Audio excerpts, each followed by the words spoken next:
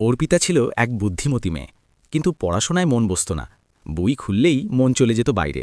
কখনো পাখির ডাক, কখনো মোবাইল, কখনো বন্ধুর কথা। পরীক্ষার দিন ঘনিয়ে আসছিল, তবু পড়া হচ্ছিল না কিছুই। একদিন বিকেলে সে যমুনার ধারে বসে কাঁদছিল। হঠাৎ বাতাসে ভেসে এলো এক মৃদু বাঁশির সুর। চোখ তুলে দেখল নীল বর্ণের এক যুবক, চোখে গভীর শান্তি, হাতে বাঁশি। কৃষ্ণ মৃদু হেসে বললেন, কেন কাঁদছ অর্পিতা?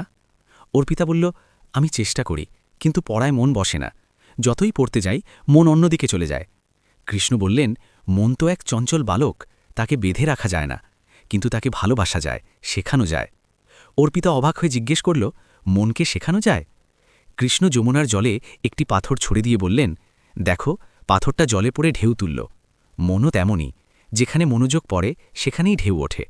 যদি মনকে পড়ার দিকে ফেলো, জ্ঞান জেগে উঠবে। যদি অন্যদিকে ফেলো, বিভ্রান্তি বাড়বে। অর্পিতা চুপ করে শুনছিল।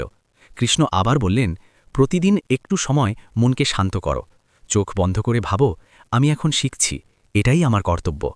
মন প্রথমে পালাবে, কিন্তু যদি তুমি ধৈর্য ধরো, সে ফিরে আসবে। অর্পিতা সেই দিন থেকে কৃষ্ণের কথা মতো চলতে লাগল। প্রথমে কষ্ট হচ্ছিল, কিন্তু ধীরে ধীরে মন স্থির হতে শুরু করল।